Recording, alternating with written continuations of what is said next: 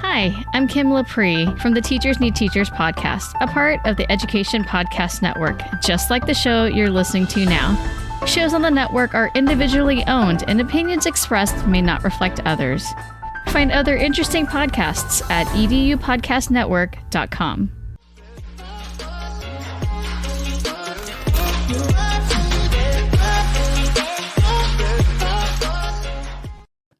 Hello, everybody, and welcome to another amazing Saturday show here on My EdTech Live. Of course, you know me. I am your host, Fonz Mendoza, or of course, you can also know me as Tech Teacher 1381.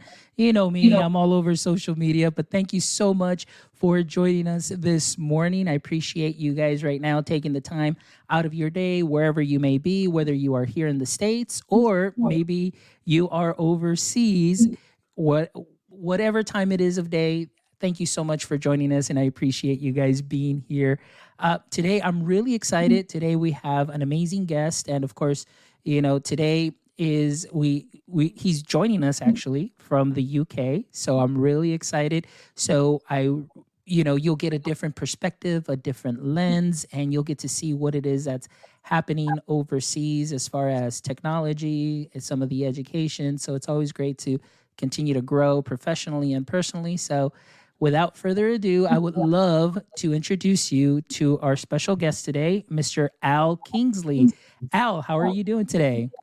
Happy Saturday to you, Foz. I'm very well, thank you. Lovely to be here. Great to have an opportunity to chat with you. Awesome. Well, I'm really excited to chat with you too, Al. And like we were talking a little bit backstage, I definitely want right now at the beginning of the show to also give a shout out to Mr. Abid Patel. I'm not sure if he's joining us right now, but it's the A to the B to the I to the D. Thank you so much, Abid, for letting me know about Al and just how great he is. So I'm really looking forward to today's conversation. So Al, let us know a little bit more about you. I know I introduced you. You are from the UK, but if you can just let us know your context in education, your context in technology, we'd definitely appreciate that.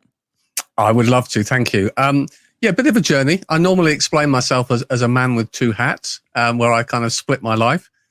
So the professional side of me in the corporate world is I've spent the last 30 years developing educational technology software, which we sell all over the globe, and all about instructional tech, keeping kids safe online, and so on and so on. And when I'm not working at NetSport, the other half of my life is I'm chair of two multi-academy trusts in the UK, so like small school districts. I'm chair of a school or an academy which is for young people that struggle with mainstream education. And I also chair a regional SEND board, which is UK language for special educational needs and disabilities. So I really cover everything from the whole K through 12 gamut and beyond. And so my life is, very much mixed between those two bits, which I think at times, I hope, gives me a fairly good perspective on what's happening in the sector. Yeah, and I think that's so great that you said, you wear two hats, and that's always great that you're that involved. You've got your company, you've got that tech, but you're also involved in the education sector. And it's always great to obviously see what is going on that is out there, where you can think of a way that, hey, how can I make things maybe easier? How can we support education and things of that sort? And it's always great to see things from many different perspectives and angles. So much respect to you on that. And of course, if you don't know, Al has, 30 years in this field and career in technology and working with education. And, to me, thank you, sir, for all you do, because even though, like I said, we may not directly work with each other, but 30 years in this field, whether it's technology and working through education, it's still something that is admirable. And definitely appreciate you being here, sharing your experiences. So before we get a little bit more, let's kind of loosen up a little bit just so we can get the conversation going. So Mr. Al, if you can let us know something interesting about yourself that most people won't or don't know, what would be something that you would like to share? Oh, that's a really tough one in terms of thinking about those things. I was going to say, because it's always a nice kind of an answer that breaks the ice a little bit when we're talking about all these different topics.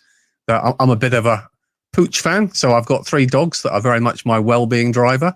But if anybody knows me on social media, they probably, whether they like it or not, have been exposed to that quite a lot. So that's one thing that some people might not know about me. Another thing is, much as I spend my life in sort of immersed in education and technology provision, I'm also a bit of a fan of classic cars, the old school. And I often reference it, not because just I love old cars, but actually there's a bit of a parallel. And maybe some people might feel it's a bit tenuous, but it's a bit like education. We often talk about transformation and changing things, but we also need to remember that much like classic cars, the old ways, the ways we've done things for many years, a lot of things work perfectly well. And if it ain't broke, you don't need to fix it. So I kind of use that parallel, which is, changing stuff for change's sake is never a good approach. And there's some really good reasons why classic cars are beautiful. And the way we've taught children in certain ways over the years still stands up as the best and right way to do things. Oh, nice. I really like that. That was very, very well said. And I couldn't agree with you more. Now, let me ask you something now. What is there one specific car that you yourself are most fond of, or are there several? Because I know I have one that I would love to share with you, but I'd love to hear yours first. Well, there are plenty of classic cars that I absolutely love, and believe me, if I had a garage large enough, I'd love to have the opportunity to embrace all sorts. For whatever reason, I think probably driven from as a child and the selection of posters I had on my bedroom wall, I've always been a fan of the old classic Porsche 911s. So those are the kind of the cars that I'm particularly like. And it's the styling and the shape and the curves, and say it links back to childhood memories. So there's always one part of you that doesn't really want to grow up if you don't have to. Yeah. So that's my kind of, for me, that's the dream car. Nice. I'll just share with you for all our audience members. For myself, it is a 1969 Chevelle Super Sport. That is my dream car. So yeah, it's really cool. So I'm glad I met somebody that likes classic cars, and so that's really great. All right, so Al, let's talk a little bit here, just about yourself and just how you started. So we definitely would love to know is when did you realize, as far as your career, tell us a little bit about your pathway when you first started and now where you are today. I would love to hear that. Yeah, story. it's a bit of a convoluted one. My pathway in terms of my career, I started off at the very beginning of my career working in finance. I worked for a bank, and then I worked for a big multinational in the UK, Unilever, and I was working in finance. It kind of always poses the question, well, how the hell did you get from there across? But although I look very youthful, at the time, one of the biggest things that was being introduced into finance teams in any organization, particularly corporates, was technology, computer systems to actually more effectively manage the business. And I actually found that the technology to manage the business far more interesting than the actual numbers themselves, although I trained as an accountant. And if you work in somewhere like a high street bank or a big multinational, certainly when you're lower down the echelons of seniority, the one thing that is very limited is your ability to influence change. And you basically have to work because we've always done it this way, and that's the way we're going to do it. And that resonated very well with me. So I took a decision that I think most family members felt was pretty crazy, which was I would walk away from that very well-defined pathway and career, and branch out and do things as a consultant. And I started off independently supporting small businesses doing their finance, and at the same time installing technology, computer networks and devices and so on. And that side grew. And then I met somebody who was working again in a business, but had developed a technology, a product that allowed, and I am dating myself here because we're talking DOS, that allowed the ability to see a computer screen from somewhere else many miles away, save jumping in the Chevy SS and driving over there. And so that concept then evolved into, well, let's work together because we've both got a similar mindset. And actually, if you can see a computer screen 30 miles away in the same way, wouldn't it be cool if you could see 30 screens 10 feet away and actually start to use it as a way to build the early building blocks of instructional technology, whether it's the monitoring and supervision or the shepherding of what you do? And that became the kind of, let's create products and develop more products for the education space. The journey that from there on in, often people will say, you guys have developed all these great ideas, it's fantastic innovation. The reality is, it's all about co-production. It's about, you can't be in any sector from the outside developing things and just guessing what people need. It's really about having that passion about what the ultimate impact is and working with. So, I'm very fortunate my children have been through the education system and grown up and are now adults doing their own careers. But throughout that, I was always keen that I wanted to get more and more involved in education. And so those two parallel paths to me, one was that I wanted to create things that address problems and issues and innovate. And the other half was I want to feel morally like I'm making a difference and getting involved. And I'm very passionate about education. And so the two have kind of evolved. And I've been very lucky on the education side to be involved in the UK system, bidding to build new schools. So you get the blank canvas approach, being asked to join and support schools that have got challenges that are, much more established, and it's much more of a change in culture and the way we work with things. I spent 3-4 years living in the US, in Atlanta, working with school districts all across the US. And in my role that I have now with NetSport, we often work with ministries of education supporting technology for countrywide rollouts. And I think what's really key is you are always evolving your perspective. You're always getting new ideas and fresh challenges, and I know something that will resonate very strongly with you, Fons. No two schools are the same. The cohort, the teaching staff, the infrastructure, the challenges, they're always different. And so you never have all the answers. You've just got to be asking more questions and hopefully the right ones. And that comes with the experience, I guess. Yeah. And I love a couple of things that resonate, and pretty much everything is on key. And that's why I was like, wow, this is amazing.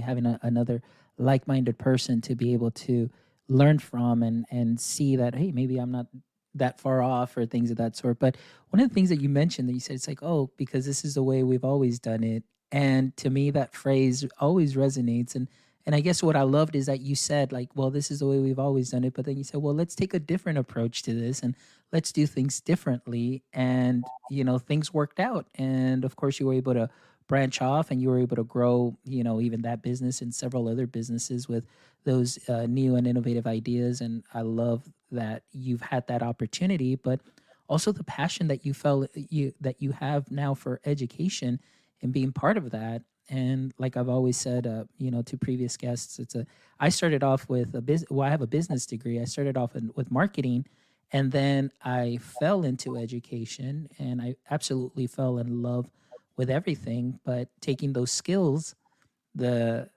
customer service, personalizing sales, and taking those components and those theories and those actions and taking them into the classroom have definitely helped make my job a lot easier as an educator and to continue to learn. And so hearing you going through that process now where you're helping bidding for schools, you are helping current schools, you're working globally pretty much. That's wonderful, and that's great that you have that vision.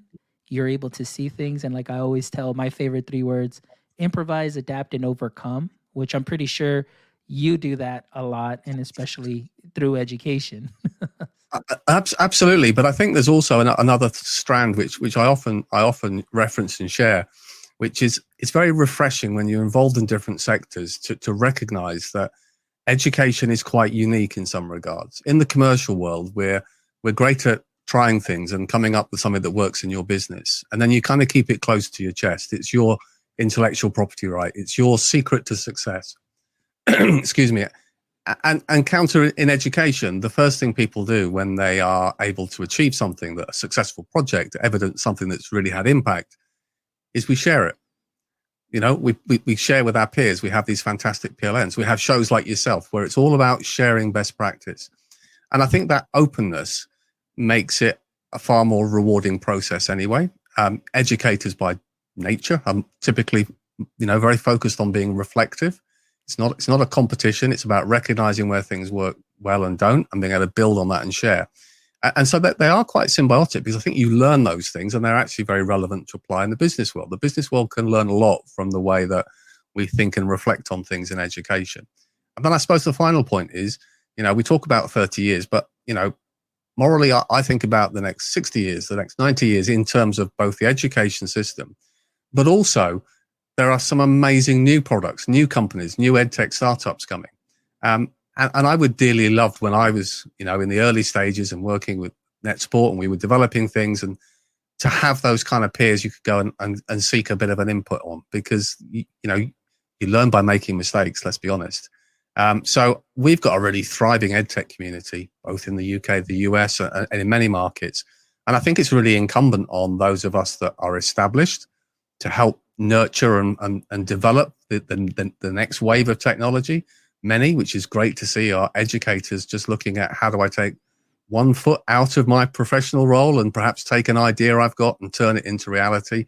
So, there's a whole cycle there that I think is really important that we, as custodians, we need to make sure that we support. Oh, I love that. Big shout out to Amanda. Just wanted to say hi to Amanda Macias, who's joining us this morning, and Shannon Moore. Thank you so much for joining us, y'all, and joining our conversation here with Al. And Al, I wanted to talk to you. You mentioned something here as far as, in our careers and things of that. So we oftentimes we make those mistakes. We learn from those. So one of the questions that I did want to ask is if you can give us maybe, through your experience, either going from finance to education, or maybe when you first started getting your feet wet into education, if you don't mind sharing, what is an example of a mistake or failure that you might have experienced, and what did you learn from it? Well, I am definitely an advocate of the fact that, mistakes aren't mistakes. They're just stepping stones to success. And I think over time, the most important thing I've learned is to perhaps be a bit more open about the fact that failure isn't always the ultimate outcome.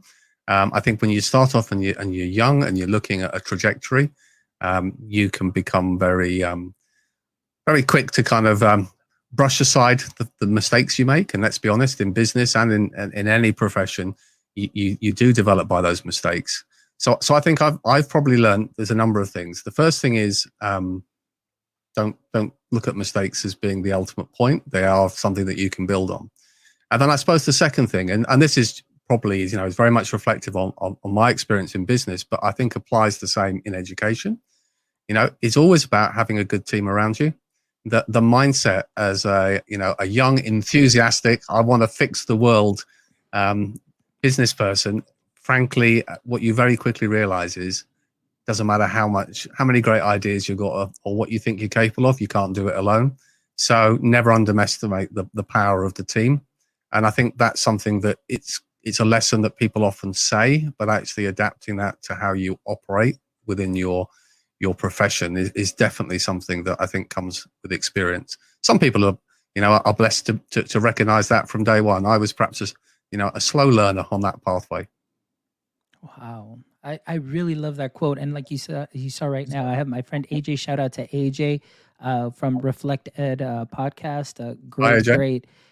Great gentleman. He is a vice principal and amazing educator. Shannon too, and Amanda. They're really taking that in. That quote right there. That's probably going to be a soundbite. I'm telling you that right now, because that was amazingly. The way that you put that. As far as the stepping stones to success. That is something great. And I think that's a lot of things that right now a lot of educators really need to hear after the year and a half or more that they've had currently, the burnout and so on. But thank you so much for sharing that. And obviously, like you said, being able to share their voice, being able to share innovative ideas and things of that sort to better, of course, our education, our curriculum, the learning experiences. And that's one thing I always come to better that learning experience for that student. So, all right, excellent. So let's talk a little bit now about My EdTech Diary, Al. So tell us a little bit about what My EdTech Diary, how did this project start? When did you think like, hey, this is something that I should do? Yeah, tell us a little bit about that. Well, I have to correct you on the most important bit, although it's slightly tongue-in-cheek, clearly, is it's called My Secret EdTech Diary. Oh, My Secret EdTech Diary. Yeah, I know. Now I have to say, when I first came up with that, it was partly because, I thought, all these ideas, I want to share them. It was partly a nod, and this probably ages, and it might be more regional as a joke. There was a famous book, maybe 25 years ago, The Secret Diary of Adrian Mole. And I was kind of playing slightly on that name. So that was the reason for doing that. Now, in terms of the, writing the book, following on that theme of sharing and the fact that I think this is the community, that's what we do. I often write articles. Typically when I write articles, it's 1,000 words and share them in all sorts of different education magazines. And I learn lots from reading those articles by others. And I really enjoy sort of, here's some top tips, best practice, things that I've seen elsewhere. I often refer to myself as a bit of an edu sponge, which is my way of saying, hey, I'm always fascinated to learn more. And secondly, to not at any point try to claim to have all the answers. It's often a fusion from lots of other people, excuse me, far wiser than me that have already trod a different path. But what I also recognize is when you want to go for a bit of an input, and particularly EdTech, because, something we touched on before the show started, whether we like it or not, the last 18 months has been a real amplifier for educational technology. It's been brought to the forefront. And schools, districts have been, frankly, amazing that alongside having to deal with everything else, we've managed to bring that discussion to the fore and bring technology to the fore. And I was really conscious that there's two barriers. One is, in order to kind of talk about it from all the key strands, you've got to do an awful lot of Googling and a lot of different PDF documents and things to read to bring it all together. So I wanted to try and bring the conversation into a single book. And then the second part was, for some people, when we say EdTech and we talk technology, there's an immediate fear or there's a bit of imposter syndrome. Oh, I'm not techie. It's not something I'm particularly confident with, which is really, really unfortunate and unfair, because the reality is EdTech should be something that all educators, all people working in schools should have a voice for and should be able to share what does and doesn't work for them, what their aspirations are. So I also wanted to write it in a way, very much like Al's sitting chatting with you now, that made it accessible. And where the terminology and the technology was referenced, it actually unpicked it in plain English as to what that means. So that when you get behind it, you really end up with a mindset of, this isn't about the tech. It's not about how the widgets and the packets move around a network and all the rest of it. This is fundamentally about, where are the areas we want to develop? What are the opportunity? What are the things that are out there that we could consider? And for most people, it's not always about the answers. It's giving checklists of questions. Again, thinking back to that idea that every school's different, every cohort's different. Often what people need to be empowered with is to say, well, if you read something like my book and it gives you a sense of an understanding about EdTech and the bigger picture, you can now take those kind of questions to join the debate. And all I really wanted to do was to foster the discussion, much like you and others are doing, which is making people aware. And it's linking back to the Donald Rumsfeld quote of a good few years ago. It's not the known unknowns, it's the unknown unknowns. And so trying to paint a picture of some of the things that perhaps people wouldn't be aware of and why that might be relevant, I hope just makes the conversation, a little bit more accessible. But it's not a techie book, although it covers lots of strands. I was really keen to make it accessible and a little bit lighthearted as well. You don't need to be serious just because we're talking tech. Yeah, and that's one thing that I love. And in reading a little bit of this, I was like, man, this is so easy to follow. And it's really, like you said, it really just feels like a conversation where you're just really sharing your experiences, not going so much in depth, but the principles, or at least what I've read, I was like, hey, like this kind of makes sense, or hey, this is something that I've already tried, or oh, I definitely need to try that. So yeah, I definitely enjoyed reading some of the things that were sent to me, and I was like, hey, this is really good. So, but I'm really excited, like you said, as far as sharing. That's always so important. And I know my friend Steph Rothstein, she always says it's about collaboration, not competition, and definitely sharing is a great component of that. Let's talk a little bit here about one of the quotes in your book, and then we're going to come back to something else that we were kind of talking about backstage. But I know that in your book, you have a quote here, saying that trying to force new tech into old ways of working is counterproductive. So can you explain a little bit more about that? Oh, no, that's going to be contentious. Al's been a rebel for a minute here now. I guess the big picture is, and again, we have to recognize that this doesn't apply to everybody. This is thinking about where it's relevant and appropriate. Sometimes we can be working, whether it's in a classroom or frankly in an office, we can do things a certain way, and we go out with a mindset of looking for a tool that will allow us to do things that way more effectively. And that's kind of okay. but actually it limits progress and development if you're not willing to go out and see what else is available, and based on what you see or others are doing, that peer assess, and looking at those kind of the pedagogy behind it, reflecting and saying, actually, there are these fantastic new tools available. I'm willing to change the way we do something within the classroom or within the school to be able to get the maximum benefit from that new technology. And we kind of started that journey the last 18 months, because one thing that was introduced, which for me was a huge thumbs up, was teachers were given a green light to take risk, not in terms of the core things like keeping our young people safe, but in terms of go out and find applications or online solutions that might meet a need. Now, that initially was to deliver that remote blended learning and other tools, but it meant go try things. Now with that comes some things work well and some things just didn't. And we hold our hands up and said, well, we had to try.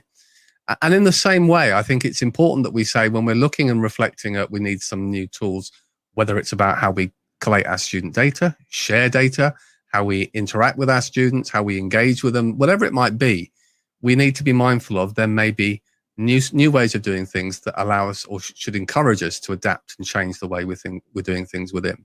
And I think that part of that, and alongside that, having that kind of growth mindset, I think is really important. I just think it's really kind of key to flag. And this is a bit where, and I have a habit of being a bit contentious, so I apologize to anybody who's listening who thinks, hang on a second, Al. One thing I'm very mindful of all around the world is often the senior leaders across schools and districts. My polite term will be perhaps some of the more experienced staff, both in career progression and in age. And so often they might not have the reference point about how technology had a real impact within their lessons because the technology is ever changing and is newer. And so what we're actually trying to do is we're trying to empower, and I think it's really important, we're trying to empower our middle leaders and our younger staff to kind of share their experiences of how they've utilized technology to feed that back into that broader conversation about your school or district's digital strategy. How do we kind of align that with our own school development plan? And it's about bringing all those stakeholders together. So all these things kind of connect, which is if your shopping list is just to go get something that does exactly the same and replaces what you've already got, you're never going to really deliver innovation at a pace that potentially you could.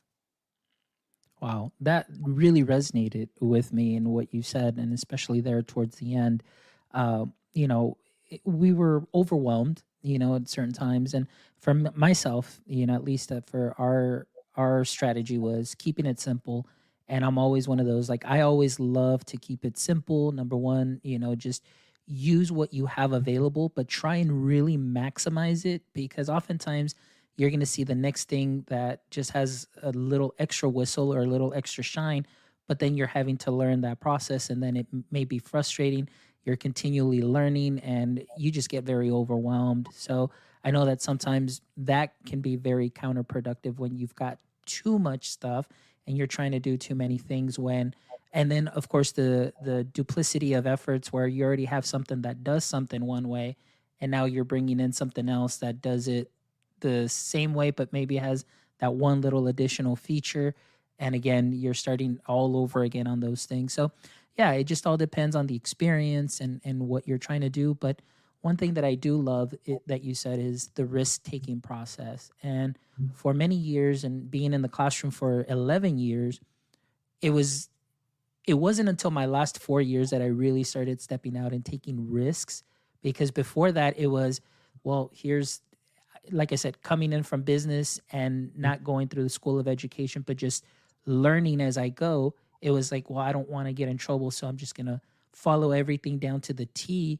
But it wasn't until I actually moved down to elementary, man, that's when I started taking risks. I was like, hey, let's bring in these Chromebooks when, nobody was using them. I had the Chromebook cart in my class all year long, and that went on for about 3-4 years. And hey, let's go. Kids were outside recording. Kids were outside with mobile devices. So I was just kind of taking those risks, and I loved it. It helped me, see things differently. It made the learning experience very, very, it was so much fun. The kids were engaged, and it was just amazing. So yeah, definitely risk taking is definitely a big plus there. But in moderation. We need to make sure we Yeah, absolutely. I think the other point that you mentioned there, Fonz, which I think is really, really important one, is about that, keeping it simple. One of the things that I always advocate in terms of a broader kind of digital strategy is, and people might say, well, hang on a second, Al, you're a big advocate of EdTech. Is those baby steps of less is more. Actually, the biggest barrier to successful adoption of EdTech is teacher confidence. That's the reality. And teacher confidence comes from schools actually investing in continuous professional development, building that confidence. And that isn't about having a 2-hour session at the start of the academic year, and that'll do for the year. It's about interweaving that continuously. And that confidence reflects itself in whether, when you've got 30 young people waiting for your attention and input, whether you're going to reach for the Carter Chromebooks and have confidence that they'll function as you expect, and you're going to be able to shepherd and utilize the tools that you want. And like anything, the more you use something, the more familiar you become with it. So I think that sense of it, but the trade-off which comes at the end of that, of course, is if you do a few things well, what happens is you get evidence of impact. And that builds confidence in actually investing further in either more of the technology or the building blocks, because nobody wants to commit today to spending for the next 5 years of what technology a school wants, because how do we know? What we want to do is say, well, where do we want to be in a year's time? How does that align with our school development plans? How are we going to measure the impact? And if that's successful, then we're all going to feel a bit more confident to embrace the next part. But it all starts with empowering teachers. And the number one commodity is time. Why would the assumption be that in order for teachers to learn and confidence in these new tools, it's got to be magically found out of time that doesn't exist? The time's got to be made, the cover's got to be made to allow that skill set to be developed. And then you build upon that. Yeah, it's building blocks. There you go. So, Al, we talked a little bit about this prior to the show, but if you don't mind, is it okay if I read this sentence from the book? Absolutely. Okay, it says here, it says, equally, as we return to a sense of normality within the education landscape, there is a real danger that the positive lessons we've learned and the new skills and tools that have been adopted fail to be embedded and, as a result, fail to be part of our onward journey. I highlighted this. I underlined it. I put, brackets all over it because this was something that really just popped out at me because, like I mentioned to you, in about, the last 10 to 12 episodes, I always say something like muscle memory. So as we go back face to face, teachers are going to get back into the classrooms, and it's that comfort zone, that muscle memory. So tell us a little bit about that as far as your experience or what you think we will be seeing. Yes. I think, again, the landscape will differ for different schools and different educators. What we've seen is we've had our waves of disruption over the last 18 months, and in many regions we're moving back to, albeit slightly different and socially distanced, a slightly more closely aligned normality to where we were a couple of years ago in terms of the classroom setting. And there's a real risk, I think, from that we've identified some tools that work really well, whether it's the tools that we use for collaboration and communication, so things like whether it's Teams or Google Suite, whatever it might be that the schools are using, that there's an easy temptation that now we're back physically in the room, we don't need to use those things, so we start to lose confidence. But actually some of those things, whether it's linked to students' homework or activities where we can track students' engagement with the work, we've got that quick feedback, closing that feedback loop. Key to some of these things is tools that continue to save teacher time. And people always say, when you say teacher time, you mean tech take over from the teacher? And it's like, no. If we save teacher time, it means the teacher's got more time to do what they do well, which is this teacher to student interaction, the teaching. There's things computers do well, in AI we can have a whole conversation about, and there's things humans do well. And I would argue in most cases, near the twain do meet. There's a small bit of a Venn diagram, but actually it's about freeing up time. And then we've seen, one thing that's been really sticky, and I think will move into the future landscape, are things like online parents' evenings, engagement with families. We've often seen that's Certainly in the UK, we've seen a real upturn in engagement with our harder to reach families, as we would refer to, by using those tools. When we think about our exam seasons in schools, we often have our young people during the holidays coming in for revision classes.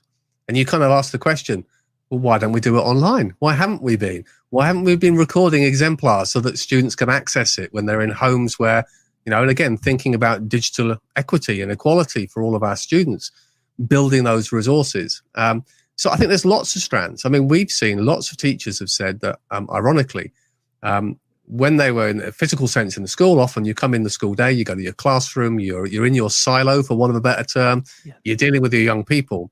And actually, over the last 18 months, tools like Teams and Google, and I always try and be platform agnostic or tool agnostic in that sense, that those back channels of communication and narrative have actually fostered in some shapes greater communication between peers and sharing, because it's been made easier and more accessible. So I think what we need to do is, as we started talking about earlier on in this conversation, is be reflective, and things that work well, we need to make sure we continue to use them. We continue to maintain those skills. And at the same time, we also look at some of the tools we used online, how perhaps where they were being used to complete the learning day or the learning journey, for want of a better term, we think of those in terms of how they can support personalized learning moving forward. And that's where, AI-based tools, in some cases, following personalized pathways for young people, and the questioning opens up and builds on their knowledge and skills. Those kind of tools, again, can build alongside the normal classroom instruction and teaching that we see and we love. And what we don't want to do is just be following a cycle that we've seen so many times before. Shiny innovation. Let's use it. Phew, we're over that. Let's throw it in the box. And now more than ever, and it's something you touched on before the show, we have had a catalyst of an injection of devices, technology in students' hands around the world. And we can't forget that's public money. I always remember that one of my roles as chair of a trust in the UK is it's public money. I have to make sure that those resources and that money is used most effectively for the benefit of our young people. And the idea that somehow they could suddenly be gathering dust in the corner because nobody can think of the way of how they could have a positive impact really poses the question that I think senior leadership have a duty to be aware of, which is, we know technology can have a positive impact when used appropriately and effectively. So if teachers can't see the benefit, it has to be that we need to be able to provide more support and access and have that joined up thinking so that the right resources can be used where appropriate. And I always have to put a little caveat. I know this is a slightly longer than normal answer on this one. People often say to me, what do you see as, the future digital school? And I always kind of say the most important thing is, whilst it might have fantastic digital signage showcasing student work around, and we might have different rooms that have got different types of tech to suit the learning, there will also be classrooms where there's no tech at all. And that's just fine, because EdTech isn't, as I refer to, the panacea to everything. It's where it's appropriate and where we can evidence impact. And at that point, I see a familiar face has appeared on the conversation. Oh, yeah. Mr. Abid Patel is joining us. Thank you so much for being here, Abid. Appreciate you. We've been definitely talking you up. The A to the B to I to the D is here. So thank you so much, Abid, for joining us. And we got a lot of great comments and a lot of great interaction here within our audience members today with AJ and Amanda. And I love here what Amanda put. It says here, it's like we are the secret keepers of knowledge and we've locked it up for safekeeping, but our students are unlocked and we can work together as a community to do real life work. So I really love that. And Nice. Al, you touched on a couple of things too that I love, that due to the tech, personally working with parents and in our community, we did see that we did have an increase in parental or parent engagement when we would do Technology Tuesdays. And so I would talk to the parents about digital citizenship. So it was great to see more parents involved, both in the English and Spanish here in our demographic area. Those are the two languages. So that was something that was great. And I know you brought that up as far as remediation. I know what's going to happen, because like you said, we're going to come back to that normality. And I know that at some point there's the after school tutorials or Saturday tutorials because we're getting ready for test prep. Well, we have devices, and if every student is one to one, there's no need for that travel. When I first started this position, I started something called, I did a PD in your PJs, where I knew that Saturday mornings are very tough for a lot of educators to get up and come to a central location, and especially in our area where we're kind of like a metro area with several cities around, that to drive in from certain areas, finding a babysitter, things of that sort, activities. So then I said, hey, why don't we just do things online? So when we started doing things online, it was great. Teachers were like, hey, I was actually like having a cup of coffee watching my son. I was washing dishes, but I was watching you on the iPad, and we're doing these things, these trainings. And so that was something that we were doing already pre-pandemic, but it was very little. Maybe at most I had about 10 teachers, 12 teachers doing this. But now that we have access, I mean, those are some of the things that are positive outcomes from that. And my biggest fear, and I know we've had several guests here that have said, it's just that the tech is just going to be put aside, where, like you said, there's nothing wrong with, and I agree with that statement. The tech is not the end all like solution, but there's still a way to implement that and just do some blending. And if it allows, I'm a big proponent of taking things off, a teacher, and giving them that teacher time. And that's what that's what I've been preaching. This PD, sessions that I've been doing through the week, is the tools that I'm showing you are to kind of give you back a little bit of that time for that, like you said, student engagement when you're face to face, or some things that you may do. Because one of the things I always said, when I close the door, I'm in my own little world, but when I open that door, all the administrative stuff comes in that you need to take care of. So if I can give you a little bit of time to breathe between those things, I mean, that right there is a huge benefit. Yeah. And I love the fact you picked up on the parental engagement side, because, yes, particularly for our younger learners, a large degree of influence on the success or failure of their learning at home is about parental engagement. And so I think the schools that were proactive in providing this training for parents as well as young people to have confidence on those core platforms and tools, as well as, and it's something I'm very passionate about, the DigSit message, about parents feeling safe with their young people using technology, the simple things of supervision and the open door policy, and just being aware of expectations of, what's in the background when a child sat, and developing that kind of confidence. The more the parents felt confident and able to support their young people utilizing devices to access, whether it was synchronous or asynchronous learning, the greater the engagement. And I think, schools have always been there to provide support for families in many, many ways, far beyond often their defined remit. But I think understanding that as we train our staff and our young people, looking and making sure that there's access to resources with families. And we've all seen it, because now we're seeing schools doing all sorts of pre-recorded exemplars that people can access online. And some of those are the simple things for parents about how to understand the core tools that your school or district use, so that they can familiarize and build confidence. Yeah. And that's definitely something that is very important and very key. And like I said, and especially here in this area where we do both English and Spanish. And so that was something that is great, because I do have a repository of those things. So, coming this school year, I mean, in a way, it kind of helped develop that, where a parent can come online and say, okay, let me find the resource to guide me through Google Workspace, or Google Classroom, what to look out for. And like you said, that's very important. And that's the digital literacy component, but also the digital citizenship is one of the things that I loved that I was able to share with parents as more students are having more screen time. Prior to this, it was maybe just through their cell phones, but now that every student is one-to-one, what to look out for and informing them. And that's been really something that has been a great experience that parents have definitely appreciated. And I even got a couple of phone calls saying, wow, like I never knew any of this. And now we get to share that information, and, that engagement is always great. And I'm a big proponent of parental engagement. They're part of our learning community. And oftentimes learning community is defined of, well, it's just the student, the teacher, and the admin.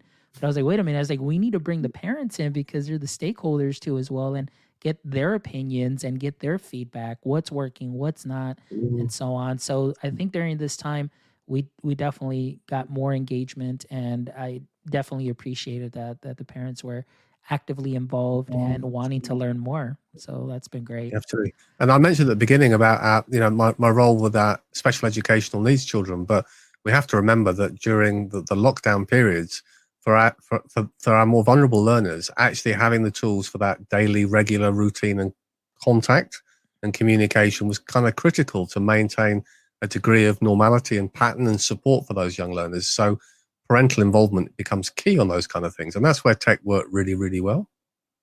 Yeah. All right. Well, we're almost, to that wrapping up time, but I definitely wanted to ask your last thoughts here on this one question. So you've had a long history in education. What is the number one lesson that you have learned? I suppose the biggest one is, and we touched on it earlier about ego and professional confidence, is if in doubt, ask. It's not a sign of weakness. It's not a sign of you should know the answer. I think for many of us, yourself included, and many of the people who've joined the conversation today, we all look to our Twitter, PLN, and other areas for guidance and sharing of resources. And I think it sounds a bit of a, dare I say it, a bit of a cheesy one to kind of say, but the reality is it's easy to say, but it's actually harder to put into practice. And in many ways, as you progress up the tiers of your professional role in any education setting, there's an expectation that you've got more of the answers. But actually, that sense of validation and working with others, I think it's really important that we don't put the assumption that, everyone's got the right answers, because actually what that drives is a mindset that if in doubt, guess, make it up, just go with something.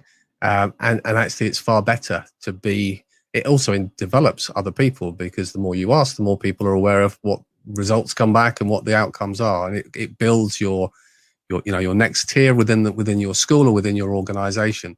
So I'm very much an advocate of encouraging that as a sign of strength, that if you don't know, ask, rather than what's perceived sometimes as a sign of weakness.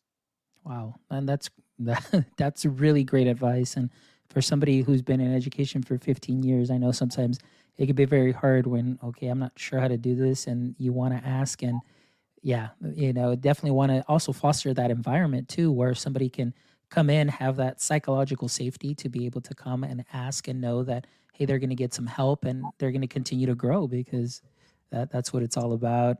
All right, Al. So what is next for Mr. Al Kingsley? Any other big projects happening? Anything else, that you'd like to share? Maybe you're getting that classic Porsche if you don't have it yet. I don't know. I often get asked the sort of questions about next steps and career and so on. And I suppose the most important thing that I always share is I am genuinely blessed and in a very fortunate position to do a job that I love and have the flexibility to get involved in the projects and support education in different ways that I can. And I never take that for granted. But because I love it so much, I never look in the sense of what's next after this part of my career, because I hope this part of my career will continue for many, many years. Naturally, the kind of innovator and fixer mindset that I have, or I try to have, means that we are constantly evolving and developing new technology and new products co-produced with educators to meet a changing landscape. And that's something where, frankly, you're never done, because it's always changing.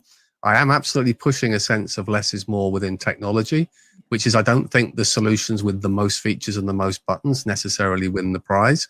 It's actually about accessibility and building confidence. So keep it simple, technology as well. And there's a risk with vendors. You develop a product and over many years it evolves and you keep adding things. Well, actually, you get to a point where you've just added too many things. It no longer is what the customer really wanted. So having that strength of courage, particularly when you're well established, within the mindset of digital disruption, really to kind of say, actually, let's start afresh and do the same things, but differently. Let's have the confidence to say that we can offer you something that's better by doing less. It is a really important thing. And I think particularly if you've well established like ourselves, it takes a degree of courage to say, you know what, we're starting again, and that thing we've got, we can do better, because your natural persuasion is always to say what we've got is perfect. It's brilliant. It's amazing. But I think in education, we've also learned the last 18 months that for all the great products out there, there are other products that are less so. And so I always try and encourage that sense of co-production, promoting products that are research informed. And I think that's really key for educators to know the right questions to ask in terms of making sure that it's not about how many solutions you use, it's picking the right solutions that have got a history and evidence of having an impact and focusing on that. Nice. Great. And I completely agree with you. And I've always been one of those. And I think it was actually one of my high school teachers who taught me that. He goes, just keep it simple. And those are little things that just kind of stuck along the way. But it rings true in so many areas, both professionally and personally. And like you said, I think that's really well spoken. Being and you doing this for so long and to be able to kind of reinvent and still think of how we can make things better and maybe still keeping it simple, it's still definitely very important. And I really appreciate that. Now, Al, let's go ahead and this is one of my favorite questions to ask. And so I would love to hear your answer here. If you could have a billboard with anything on it, what would it be and why? Yeah, difficult question. I think the one that I was taught from a young age, and I think it resonates absolutely more than ever in any walk of life professionally as you develop, is that you've got 2 eyes, 2 ears, and 1 mouth. Use them in appropriate proportions. Oh, that is some wisdom right there. That is definitely some wisdom. I like that a lot. And that really resonates for me because I think it's very easy, even more so as we become comfortable in our own space and the area that we have a degree of expertise in, to be too quick to answer the question. And actually, that sense of looking and listening, you will always gather additional context that means that when you do answer the question, you're more likely to come up with the right result. So I think that's a really kind of an important one. And again, apologies for those that think that's a little bit cheesy, but I think it really resonates. And I often remind myself sometimes to just pause and don't be the first to always start talking in a meeting, in a conversation and discussion. Actually look and listen first. Yeah, that is some really great advice for sure. And finally, Al, if you and I could switch roles, what would be something that you'd like to ask me? I could be really challenging. I mean, we could talk about classic cars again now and have a great time, but I'm not sure all the listeners would necessarily tune in. I think the thing I wanted to ask is, I mean, you've interviewed lots of really interesting people who've all got a passion and a focus. So I suppose the question for me is, what were the common themes or strands that you've noticed across all the different people that you've interviewed that perhaps resonate, or a common kind of approach to how they tackle their roles? I think one of the common things that I have seen all around, and I guess maybe is actually relationships. It's all about relationships. When we start talking about, the education setting, whether they're in the classroom, whether they're, in administrators, because I've had principals here, and everything comes back down to that natural state of relationships in seeing that in order to grow, you have to build relationships. You have to build that trust. If you're in the classroom, you have to build those relationships. You have to build that community. And so oftentimes we ask ourselves, well, there may be some students, we're having some trouble with some students, or the students maybe they're misbehaving in another class and not in your class.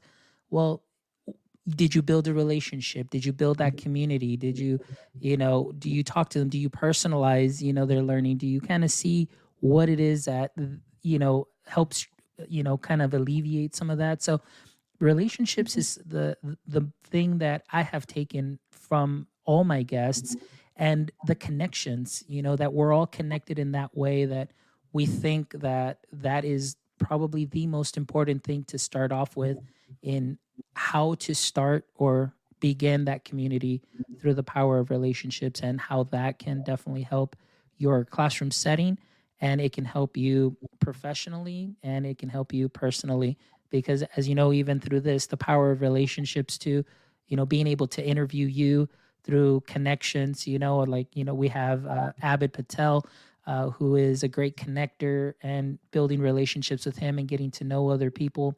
And now you being on the show, it's all because of relationships. And so that's definitely the biggest thing. And I definitely recommend, just getting to know somebody. It doesn't matter what background they're from. It doesn't matter whether they're in education or whether they're, just a big tech guy or just anybody, your students.